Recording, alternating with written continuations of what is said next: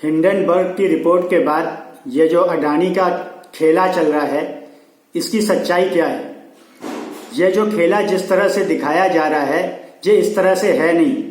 लेकिन जैसा कि हम जानते हैं कि मीडिया द्वारा चीज़ों को मैनिपुलेट किया जाता है, ये इस मीडिया की गलती या मीडिया के जो बुराई है उसकी वजह से ही ये चीज़ सामने आ रही है, जिसे हम इस तरीके से देख रहे हैं जैसा ये दिखाया जा रहा है।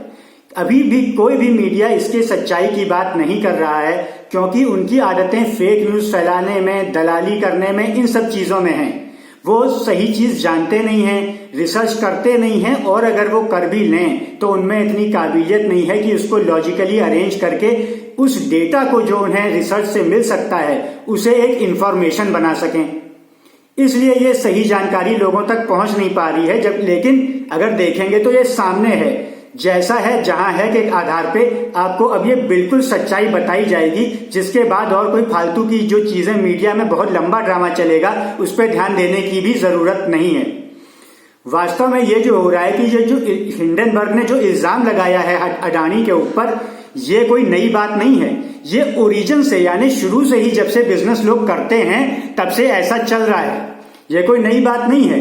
इस पे इल्जाम लगा रहे हैं कि इन्फ्लेट करके बताई अपनी कंपनियों की कीमत, बढ़ा चढ़ा के बताया, इसको मिला लिया, उसको मिला लिया, बैंक से लॉबी कर ली, इन्वेस्टर से लॉबी कर ली। तो ये तो हर कोई करता है। शेयर की वैल्यू बढ़ा के बता दी, ये तो हर कोई करता है। अपनी दुकान का सामान हर कोई कहता है हमारा अच्छा है। हर कोई नेता कहता है कि हमारी पार्टी जीतेगी या मैं चुनाव में जीतूंगा। कभी आपने किसी पार्टी को देखा कि मैं चुनाव हार जाऊंगा? किसी कंपनी को देखा जो कहती है हमारा प्रोडक्ट खराब है, या आईपीओ के टाइम कहती हो कि हम निवेशकों से पैसा नहीं उठा पाएंगे, या हमारे कंपनी की वैल्यू बहुत कम है? हमने क्या ये नहीं देखा?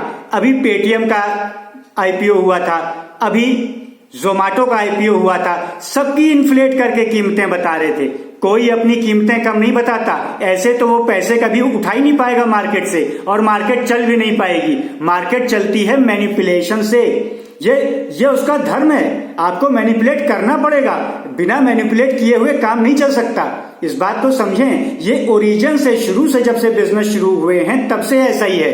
ये कोई नई बात नहीं है। आप भी ऐसे ही करते हैं। इंटरव्यू देने जाते हैं तो कहते हैं कि मैं ही सबसे उपयुक्त कैंडिडेट हूं, मुझे ही नौकरी मिले, क्योंकि मैं ही बहुत अच्छा काम कर सकता हूं। ये हर कोई करता है। बैंकों को मनाना, लॉबी करना, इसको सभ्य नाम दिया जाता है, लॉबी करना।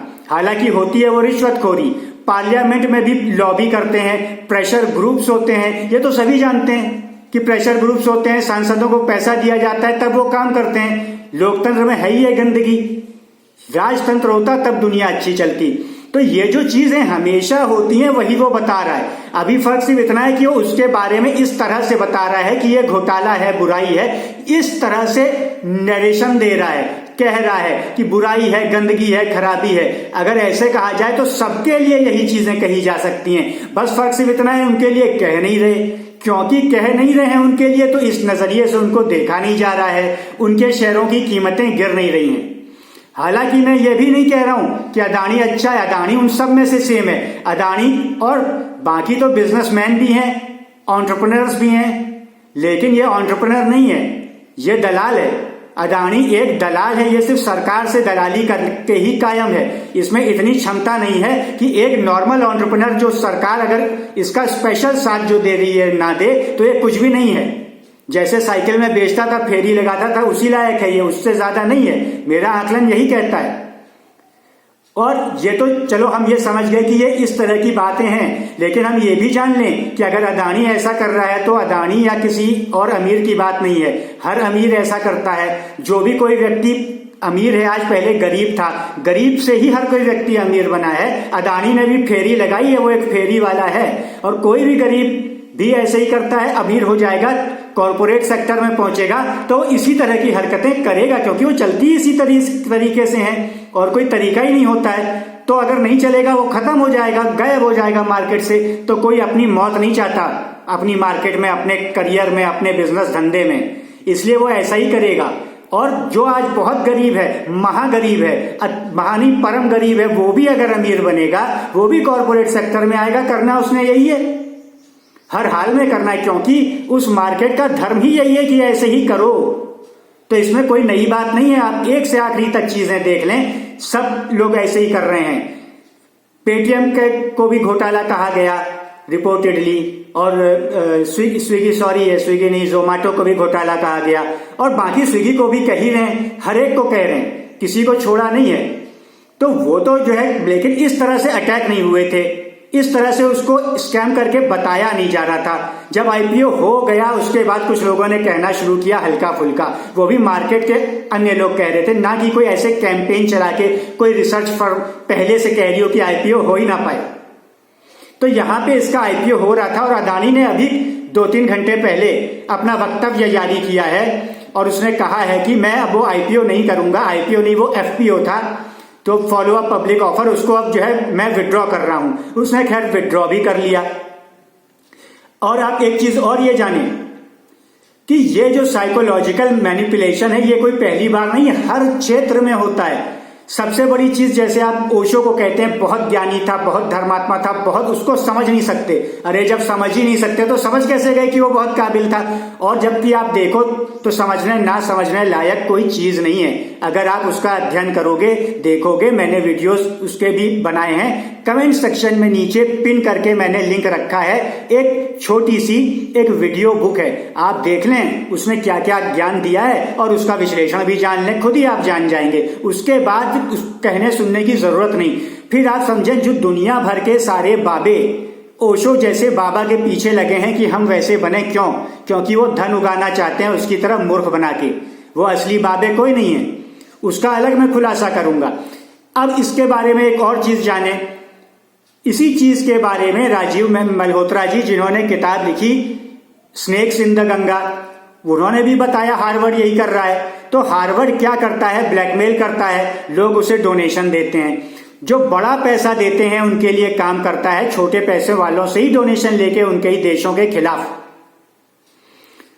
तो यही चीजें हिंडनबर्ग का भी ब्लैकमेल है। हिंडनबर्ग कोई पहली बार नहीं कर रहा है, और इस चीज के बारे में, हिंडनबर्ग के बारे में भी राजीव मल्होत्रा जी ने बोला है कि ये इस तरह के धंधे करते हैं। और ऐसा नहीं है कि ये पहली बार है, हिंडनबर्ग और भी समय ऐसा करता है। एक निकोला कॉरपोरेशन का तो बहुत पॉपुलर इसका मामला है, जिसकी वैल्यू जब लगभग $35 बिलियन थी और घटकर लगभग $1 बिलियन रह गई, यानी 1/35, यानी 35 भागों में से उसके सिर्फ 1 भाग की वैल्यू रह गई, 34 भाग लगभग जीरो हो गए।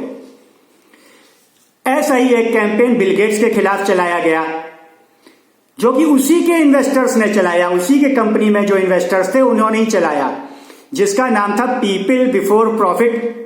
मामला क्या था? उसके ऊपर झूठा इल्जाम लगा कि एक औरत को उसने प्रपोज किया था, उसने मना कर दिया। अरे भाई, प्रपोज तो वो करता ही है, हर कोई करता है, या तो वो डिस्पोज कर दे या रिजेक्ट कर दे।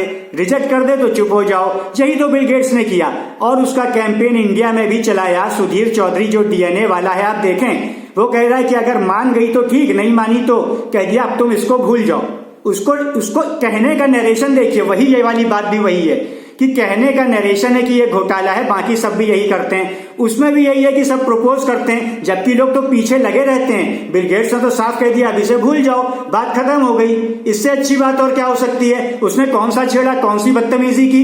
प्रपोज तो हर कोई करता है, अमेरिका में भी करता है, इंडिया में भी करता है, वहां तक तो ठीक है। ऑफिस की कर्मचारी की बात है ये नहीं कि सड़क चलते रोक रहा है, बदतमीजी कर रहा है। सहकर्मी जो काम करती है, मौका माहौल बना के, ऐसे ही जिससे करते हैं वैसे ही तो करते हैं, वैसे ही तो किया। सहकर्मी से को प्रपोज किया, बदतमीजी नहीं की, कोई प्रपोज कर रहा है, उसके बाद उसने मना कर दिया, तो उसने कहा इसको बिल्कुल भूल जाओ। ये थोड़ी का नहीं तुम्हें मानना पड़ेगा या फिर घुस रहे हैं उसमें, बार बार तंग कर रहे हैं, ये नहीं किया। उसने खुद ही कह दिया कि भूल जाओ, लेकिन उसको अच्छा बताने के बजाय कि ये बदतमीज नहीं है, एक बार मना किया, देखो एक बार में कोई नहीं मानता, ये मान गया, ये नहीं कहा। उल्टा कह रहे हैं कि मान गई तो ठीक, नहीं मानी तो कह रहे हैं भूल जाओ। जैसे कि उसने रेप कर रखा था, फिर कहा भूल जाओ। अरे उसने तो टच भी नहीं किया, उसने मुंह से कहा, मना कर दिया, बात खत्म, खुद ही कह रहा है खत्म। उसके बाद भी कैंपेन चलाया गया पीपल बिफोर प्रॉफिट। इन्वेस्टर्स ने कहा हमें प्रॉफिट नहीं चाहिए, हम पीपल की ज्यादा वैल्यू करते हैं। बिल गेट्स ने औरतों को छेड़ा है तो हम इसके खिलाफ कैंपेन चलाएंगे। अरे कैंपेन क्या चलाना था, अपना पैसा निकाल लेते, सीधे भाग जाते। बदतमीज लोग हैं ये। इनका दिमाग ये था कि पैसे बिल गेट्स से ब्लैकमेल करके हड़पें कि देखो तुम्हारे ऊपर औरतों का इल्जाम लगा है, हम इस कैंपेन को और हवा देंगे, नहीं तो हमें अच्छी डील दो, हमें शेयर ज्यादा दो हमारे उतने पैसों के, या और कोई अपनी बातें मैनेजमेंट में मनवा रहे होंगे।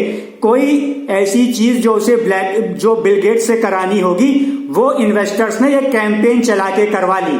तो ये इन्वेस्टर्स की बदमाशी थी, ब्लैकमेल था।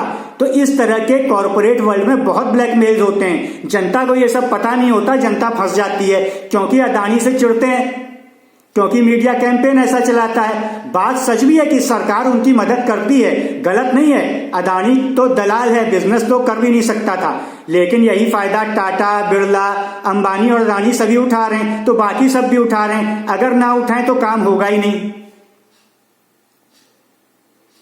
सरकारी ऐसी है, लोकतंत्र में होता ही यही है, लॉबिंग ही होती है, उसके बगैर तो कोई चल ही नहीं सकता। तो फिर कैसे हो? या तो इस लोकतंत्र को खत्म करें, तो जिसमें जी सकते हैं उसी में तो जिएंगे। अडानी थोड़ा ज्यादा दलाल है, बस इतना फर्क है, पर है जरूर, वो गलत जरूर है, लेकिन उसकी गलती से हम बाकी जो हार्वर्ड या ये सब गलत हैं, हिंडनबर्ग, इनको हम अच्छा नहीं कह सकते। ये तो सीधे सीधे ब्लैकमेलर हैं। अडानी के खिलाफ भी लोगों को बात करनी चाहिए, कोर्टों में जाए ना ये मीडिया वाले, वो ना करके जनता को मूर्ख बना रहे हैं, सच बात तो बता नहीं रहे हैं, एक तरफ की बात भुना रहे हैं। अडानी कह रहा है मैं कोर्ट जाऊंगा, वो जाए, कम से कम आगे ब्लैकमेल हो रहा होगा, वो तो नहीं होगा।